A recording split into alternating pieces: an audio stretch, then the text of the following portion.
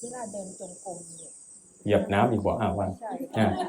จักแล้วถ้าน้ำอันเดียวกันบ่ทันได้เก็บเดินไปนี่มันคือความมันหนักจังซี่นะคะอาจารย์โอ้ยฝากไปหาของดีกำหนดรู้เพิ่นเดินจงกรมแล้วแม่เพิ่นหนักน้ำขาน้ำโตนั่นคือเวทนาที่เกิดขึ้นแล้วแต่วิบากกรรมไผมันวิธีก็คือว่าอย่าย่อมอย่าย่อต่อกำหนดหูนักบ่มันเฮาบ่เป็นนักอีหยังก็ตามจะเดินให้ครบตามที่อาจารย์พาย่างกำหนดหูไปพอมานั่งน่ะเบาวาบออกไปโลดถ้าเฮาเซาย่างน่ะโอ้ยมันยุ่งเมาปฏิบัตินี่ได้2มื้อได้นักมากฝากหันสิเบาสำบายเด้อสิบอกให้ค่ะมื้อเช้านี้ก็ดีค่ะแม่บ่ต้องไปว่าเฮาหนักกำหนดหูเด้อนักบ่แม่นเฮาเป็นนักตั้งแต่กี้บ่ย่างก็คือบ่นักจะมาตัวกูว่าซั่นบอกภาษาเว้าอาจสิบ่ม่วนแต่พูดถึงว่าให้กำราบมันให้กำราบจิตตัวเอง1อาจสิเป็นวิบากกรรมของแม่ไปเคยกระทำอิหยังไผผู้ใดไว้เขาอาจสิมายึด2อาจสิเป็นธาตุขันธ์ของแม่มันเส้นเอ็นมันยึดมันตึงแต่ว่าฝากหันมันสิเบาสบายเบิกบานจางคายที่สุขเด้อแม่เด้อนะหลายคนนั่งสมาธิคือโง่ไตหยาบๆทั้งหัวคือขี้เข็บไตนี่เสดิร์ดขึ้น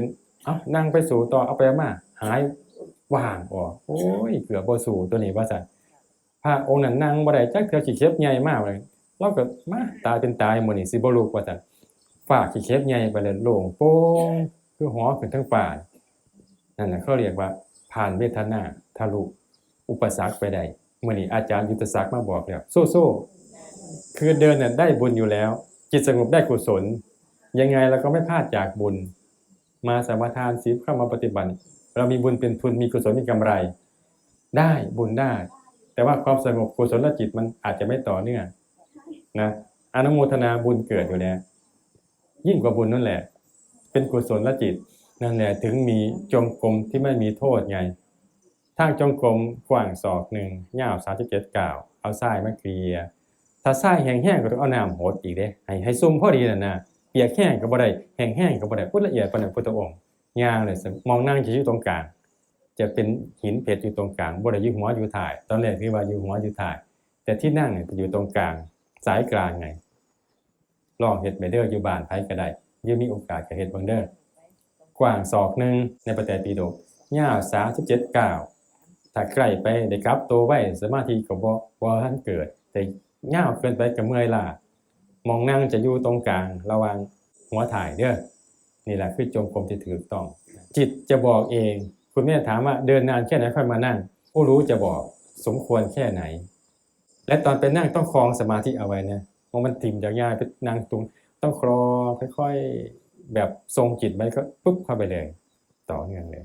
ถ้าใครนั่งไม่สงบเดินให้มากพระอาจารย์นี่บุญบ่หลายบวชได้ไหมนั่งจังได๋ก็บ่สงบเบิ่งอย่าเฮ็ดเส้นบังคักเดียวเดิน8ชั่วโมง8โมงเช้าถึง4โมงเย็นไม่นั่งเลยนะแม่พอ4โมงแลงไปนั่งป้ายขาเข้าปุ๊บไปเลยนี่คักบ่ว่าซั่นอาการที่กลัวบ่มีเวลาบ่มีดับไปเลยว่างไปเลยสิเป็นเมื่อยแฮงคือแอวสิขาดนี่นั่นคืออยากหยุดแต่ขามันก้าวไปเองเบาคือเหยียบบักนุ่นนี่แต่พอไปนั่งน่ะนั่นแหละถ้าใครบอกนั่งไม่สงบไปเดินให้นานๆอานิสงส์จากการเดินจงกรมก็มี5อย่าง1จะมีความอดทนในการเดินทางไกล2มีความอดทนในการทำความเพียร3อาพาธน้อยโรคน้อย4ท้องไม่ผูกประการที่5สมาธิใดข้อธรรมใดที่เราพิจารณาจากการเดินจงกรมจะตั้งอยู่นานไม่เสื่อมคลายนั่นอานิสงส์5อย่างอายุยืนแม่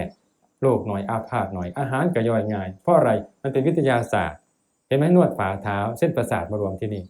พระศาสดาถึงให้พระออกบิณฑบาตไม่ให้ใส่รองเท้าด้วยอย่างน้อยภิกษุก็ได้บริหารฝ่าเท้าในเช้าวันนั้นแล้วมาจะคมกลางวันอีกเห็นไหมแต่ถ้าเราเหยียบขี้ไก่ไม่พอไม่มีแต่ถุงเท้ามีแต่กระเบื้องไม่ได้ไปสัมผัสพื้นนี่โรคภัยไม่ออกไปเป็นวิทยาศาสตร์ย้อนมาที่นี่แหละมีแต่สิ่งดีๆธรรมโอสถไง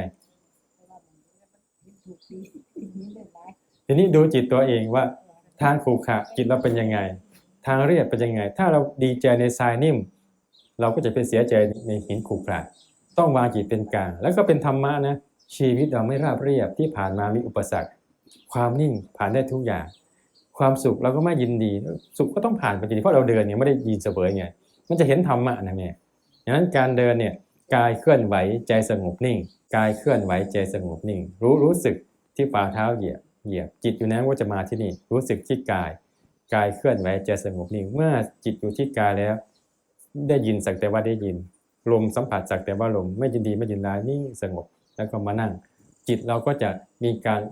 ละอารมณ์ไม่ยินดีอารมณ์ไม่ติดอารมณ์ด้วยการเดินจงกรม3 รอบ 4 รอบ 5 รอบมันก็จะเป็นการฝึกสมาธิให้จิตนิ่งอยู่กับกายกุศลก็จะหลั่งไหลมาอานิสงส์เยอะมากถ้าเดินให้เป็นมันจะแตกต่างกับที่เราเดินไปทุ่งไปนาเดินไปเที่ยวนะเดินมีสติเดินให้จิตอยู่ที่กายเดินให้จิตเห็นการเกิดดับเดินให้จิตไม่ติดในอารมณ์สักแต่ว่าได้ยินสักแต่ว่ารู้เนี่ยคืออานิสงส์ของการเดินจงกรมคือการฝึกจิตพระอาจารย์ก็ยังพาเดินนะที่วัดไม่ให้นั่งมากเกินไปมันจะจมเข้าภวังค์ไม่เดินมากเกินไปพอดียืนเดินนั่งนี่แหละอนุโมทนาคำถามต่อไปเวลาเนาะเอาคุยกันเราเป็นลูกพ่อเดียวกันมีโอกาสก็มาแบ่งปันปัจจักประสบการณ์ตรงหลักการวิชาการประสบการณ์วันนี้พูดให้เข้าใจง่ายๆมาแบ่งปันมาแชร์อาจารย์ก็ได้ความรู้จากคุณยายเยอะนะเนี่ย